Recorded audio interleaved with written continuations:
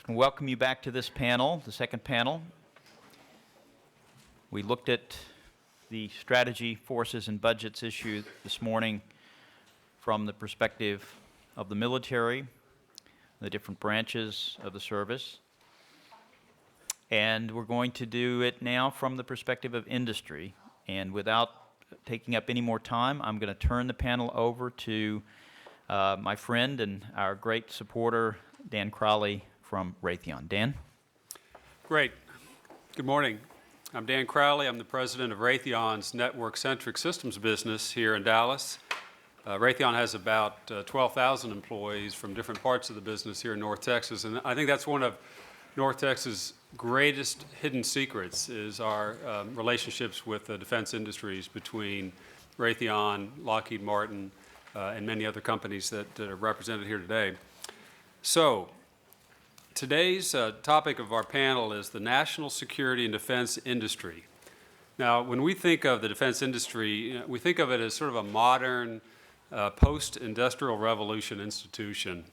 And we also think of deficit spending as this recent economic condition. But neither notions are correct. Kings and queens used to lease lands to pay for their longbows and crossbows in the day. As you know, the Civil War was fought largely on the strength of the economies and the industrial base of the day. Just as the U.S. defeated the Soviet Union, not only through our military might, but through our economic strength. In his book, The Rise and Fall of the Great Powers, Paul Kennedy made that connection between economic strength and military power. And today's debate on sequestration, or the mandatory budget cuts that would be driven under the Budget Control Act, demonstrate just how budgets can in fact drive our force structure and our strategies. Now, given Bob Scales' perspective, and this will be the only time that I quote Bob throughout our my friend Bob. Given Bob's perspective that we can rarely predict the next war, how should the U.S. plan and how should industry invest for the future, especially when you take the long time scales that General Cartwright described in the 10, 50, 100-year timeline?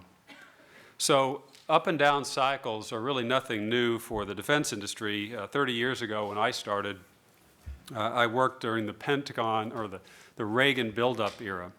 As a young operations research student at the University of Texas in Austin, we worked on modeling missile defense and many-on-many scenarios. But I think we all know what happened after the Reagan buildup, followed by the collapse of the Soviet Union, where we were able to literally outspend them. Then fast forward to the run-up to Desert Shield and Desert Storm. I remember touring a factory. It was a Honeywell plant in Minneapolis.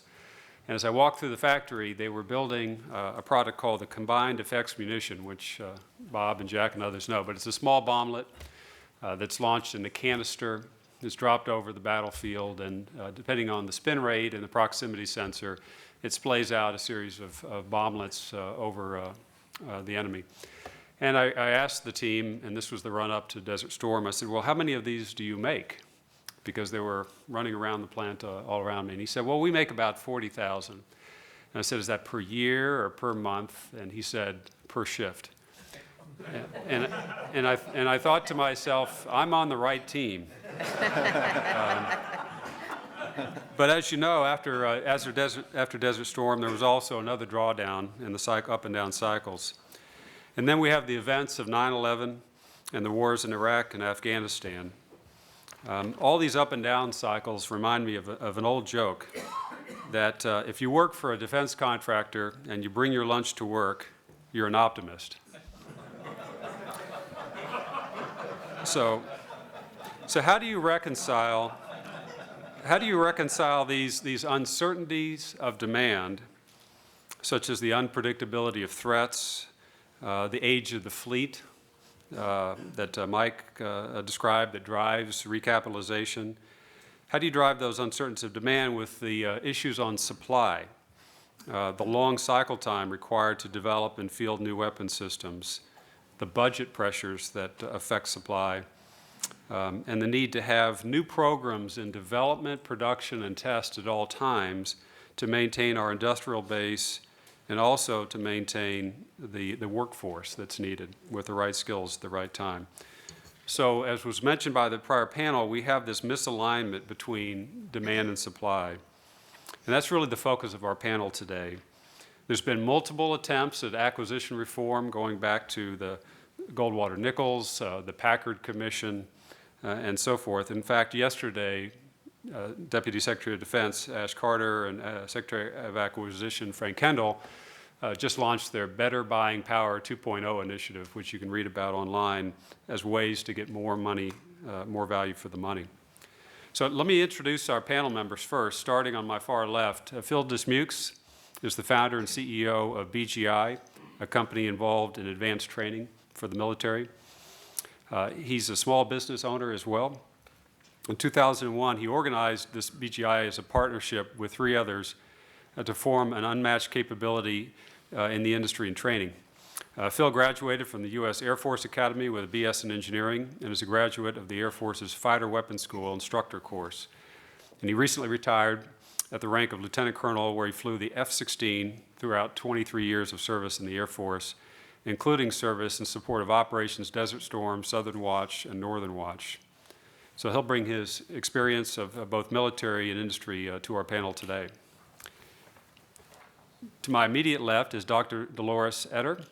Dr. Etter is a director of the Caruth Institute for Engineering Education and the TI Distinguished Chair here at Southern Methodist University. She's also a friend of mine. We've had the chance to work together many times in the past.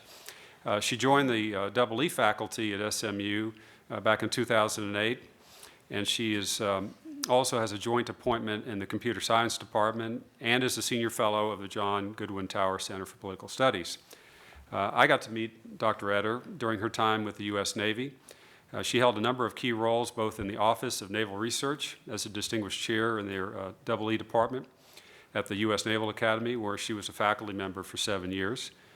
She also held 2 senior executive positions in the Department of Defense. First is the Assistant Secretary for Navy for Research, Development, and Acquisition, and also as the Senior Acquisition, the buyer, if you will, for the U.S. Marine Corps and the Navy. And before that, she served as a Undersecretary of Defense for Science and Technology. Dr. Etter is also a member of the National Academy of Engineers and has many other qualifications I won't cite today. And then our third panel member is retired General Dan Zanini, who is the SAIC Senior Vice President for Land Force Systems and Operations. He joined SAIC in 2003, where he's responsible for 4 product lines: Land Force Development and Integration, Network and Mission Command, Systems Engineering and Integration, and Capability Integration and Sustainment. General Zanini played a key role in establishing SAIC's corporate forum for growing program managers and established most of their best practices, and is proud to cite a number of his former staff that are leading key programs in the company today. He retired from the U.S. Army as a Lieutenant General in 2003 after 37 years of service, and immediately prior to his retirement, he commanded the 8th U.S. Army in Korea with concurrent duties as Chief of Staff for the United Nations Command, the Combined Forces Command, and the U.S. Forces Korea. So we've got a great panel for you today, and I'm looking forward to your questions. Let me start out with one for our first panelist. General Zanini, with your experience as a warfighter and within industry, what do you view as the key success factors for industry-defense partnerships? Thank you, Dan. And in many ways, I wish I was addressing the previous panel, because if that didn't stir your blood this morning, nothing does. And I've known Bob for a lot of years. Prior to going to Korea, I was in the Army's combat development. I was the Army's combat developer, and so most of the requirements that we generated in the late 90s and early 2000s came through on my watch. And when I was on the Korean Peninsula, your other panelist, Mike Dunn, was a cohort of mine on the peninsula. And I found it quite interesting that as we were talking about Asia, that it wasn't until we got to the question and answer period that we started talking about Northeast Asia and the Korean Peninsula. But I'll let that for maybe a follow-on question. You know, when I look at the relationship between the Defense Department and industry, frankly, I don't see any one or two key things that drive that relationship. There's probably one cardinal rule that if you break it, you're out on the outside looking in for a period of time, and that's understanding who your customer is, who your ultimate customer is. And the ultimate customer is not the contracts officer, it's not your shareholder, it's the American warfighter. And if you recognize that in the way you approach business, then the relationship is normally pretty good. Once in a while, you'll find a company that is more enamored with themselves or their stockholders than they are with the American warfighter, and it doesn't take long before they get the message. And they'll see it in decreased contracts and the relationships and the like associated with that. But for the most part, the relationships have been very good. And if you look at the last 10 years of conflict and the ability of industry to team with defense to get capability to the warfighter in a very rapid way, it's been quite remarkable. As General Cartwright ticked off a number of the great results we've seen over the last 10 years, little things like, or big things, like the MRAP vehicle did not exist.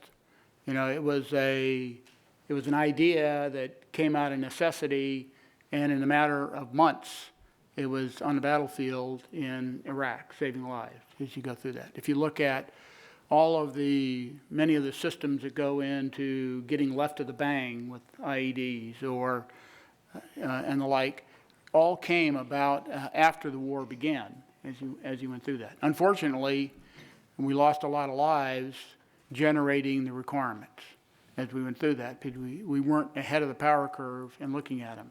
The systems we had invested in over the years in the Cold War and coming, frankly, out of Desert Storm tend to not prepare us for a decidedly human endeavor, which most wars are, as you go through that. And I'll talk a little bit more about that later. But in this period of growth, there were a lot of dollars. And there was a huge demand for speed and technology. And frankly, when you did that, risk goes up. Risk goes up in terms of what it takes to get that product out there as rapidly as you can. And when there's a lot of dollars, risk gets rewarded.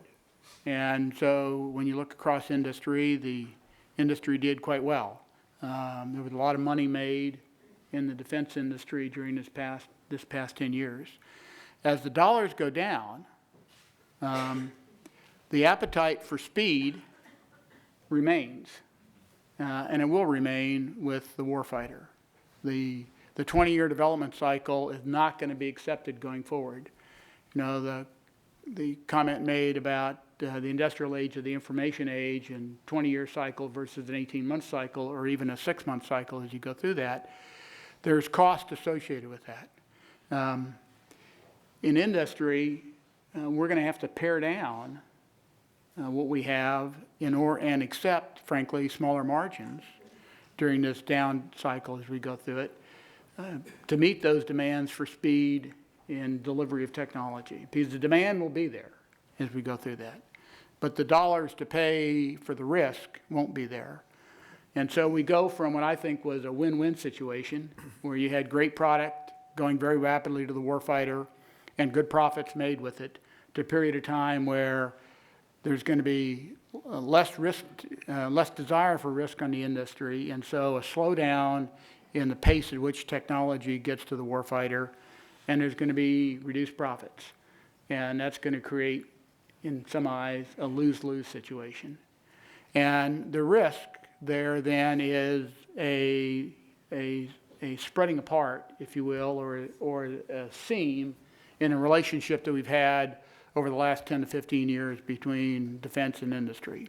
And in fact, you'll find many in defense saying, well, industry made a lot of money, they ought to be investing more of their own dollars into research and development and startups than they have in the past as you go through that. And at the same time, you find industry saying, I got to tighten up because there aren't as many profit lines coming in. So to me, there's an opportunity for fissure as we go through that.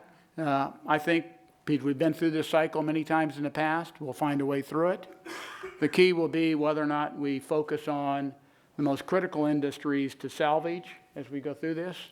And I suggest to you they may not be all of our big industries.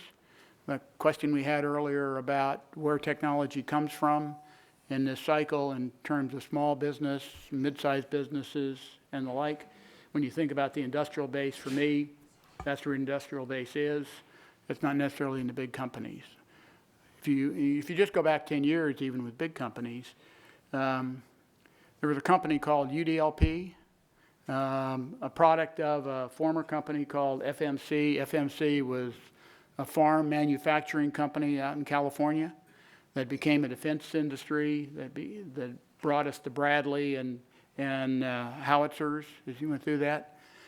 Today you don't recognize that name unless you've been around for a long time. You think of it as BAE, British Aerospace, which absorbed UDLP. And they did it and built the company you see today in U.S. Defense as a very strong company around a product that wasn't in anybody's mind space 10 years ago, and that was the MRAP, which became a $10 billion industry for BAE and put them on a roadmap where they are today. So I'll pause there. And Okay, thanks, Dan. Yeah, it sounds like the mean time between logos is dropping in terms of industry consolidation. We may come back to that theme. Dr. Etter, your career has ranged from both the government, both in acquisition and science and technology, and also in academia here at the School of Engineering. What's your perspective on what broad industry capabilities will be needed to meet the threats of the U.S. in the next 10 to 20 years, and what's the implication for education, science and engineering education in the U.S.?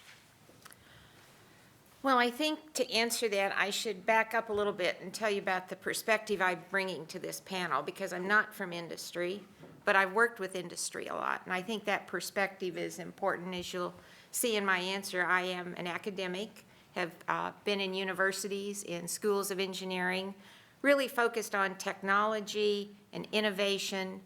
But during that period of time, over 20 years, I've interacted a lot with Department of Defense. My research areas were in digital signal processing, which is in almost all of the systems that we look at today. I also have a lot of background in computer software, computer hardware. So I got the opportunity to interact with the Department of Defense and get to know their systems. And it was through studies like Defense Science Board and things like that that got me into the environments where you meet people that give you the chance to be a bigger player. So I think I've been extremely fortunate to have 2 different jobs in the Pentagon. The first one was really more focused on science and technology, and I was in the Office of the Secretary of Defense. Remember, they're the ones that were here to help you. So. But my role there was to have oversight of all the science and technology that the Department of Defense supports. So this is across all the services, across all the agencies, DARPA. So I really got to see industry and its involvement in the research side with the Department of Defense. Then I went, instead of going back to the University of Colorado, I had a chance to go to the Naval Academy, which is a wonderful opportunity. So I went there, taught for 5 years, and a good friend of mine who was going to be on the panel but was not able to make it today is Gordon England. And Gordon called me up and asked me if I would come back and be a part of the administration again. And so I was fortunate to come in as the Assistant Secretary of the Navy for Research, Development, and Acquisition. So I had the acquisition side as well as the research. So that's where I really began to work with industry. So my comments today are going to be from the side of the Department of Defense working with industry. Where did I see the challenges, the issues, as we worked with our programs, from the very large programs like Joint Strike Fighter, aircraft carriers, submarines, down to MRAP, which I was instrumental in that. That's probably my biggest, contribution, I feel. The thing I'm most proud of was the MRAP when I was there. but down to body armor. So I've worked with industry for a number of years in relationship to the technology they bring, the innovation they bring, to actually getting systems fielded. And so your question of how do I see that interaction, what are the things that are the most important pieces there? I have to tell you that I thought long and hard about this when I left the job as Assistant Secretary of the Navy. This was in 2007. We had just gotten MRAPs fielded. We were working on all kinds of new technologies. We're concerned about cyber terror. So we had a lot of things going on with space systems, communication systems. So I thought as I left, I wanted to write a letter to the Secretary of the Navy and the top military officers for our department, which was the Chief of Naval Operations and the Commandant of the Marine Corps, and say, from my perspective of 2 years trying to work on these really large programs, what do I think is the most important thing that I hope you'll really keep your eyes on? Because you know how it is, when you have so many things you're doing, if you're not careful, you wind up not having any priorities. There's no single things you're working on. So I spent a couple of days. What is the most important thing? We had the Littoral Combat Ship, which is really important, I think, for our future Navy that we were working on. You know, the Marine Corps, lots of really important technical issues there. So as I went through all that, it's very interesting because I wound up with an answer that I would not have expected to give. But that letter that I wrote as I was leaving said, the most important thing you have to help work on and keep your eyes on is making sure we have the right skills in our workforce.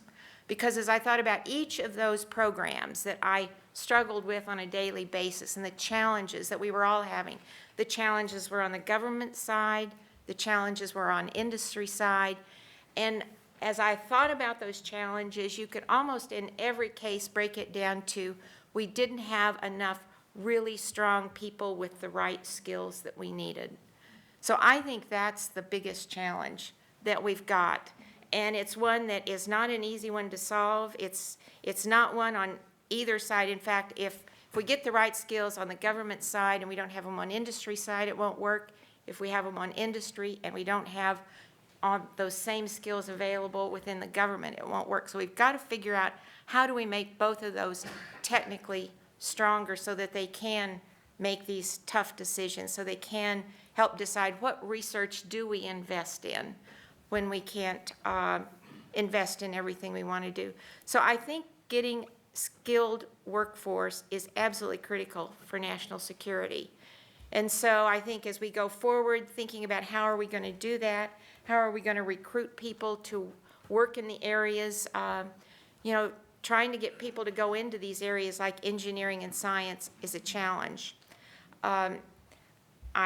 I think as I finished doing that letter and I went back to the Naval Academy for a while, I decided, you know, if I think this is the most important problem, I've told people about it, but I need to be working on it too. And that's a lot of what brought me to SMU. I started looking around to see where can I go and really try to help us figure out how do we get more young people into science and engineering. Because the ones that are already at the university, it's wonderful they're there, but I'll tell you the numbers are going down. And so how do we get more young people willing to go into these jobs when there are a lot of challenges? You know, they look at what happens to the industry. They see the jobs are very cyclical. You have to work harder if you're going to go into some of these areas. So how do we get young people encouraged to do that? I think that's the biggest challenge, is I look at having the right industrial capabilities. So it's one I think we all have to work on together. That was a long answer to your question. Thank you. Thank you. So Phil, as a pilot, you understand what the OODA loop is, right? Observe, orient, decide, and act. I know the BGI advises industry on new products like fighter jets and how they should be designed to be effective in today's and tomorrow's battles. But industry takes decades to bring those new platforms and systems to the warfighter. So how can industry and the government work together to be more agile and to speed systems so that we are inside our adversary's OODA loop? Well, thank you for the opportunity to be here. I'm not sure who to thank because I found out yesterday I was coming down. So I'll thank all of you. And I'll go ahead and make my formal announcement since I'm sitting with such esteemed folks that my book will be out shortly. It's called PBJ CEO.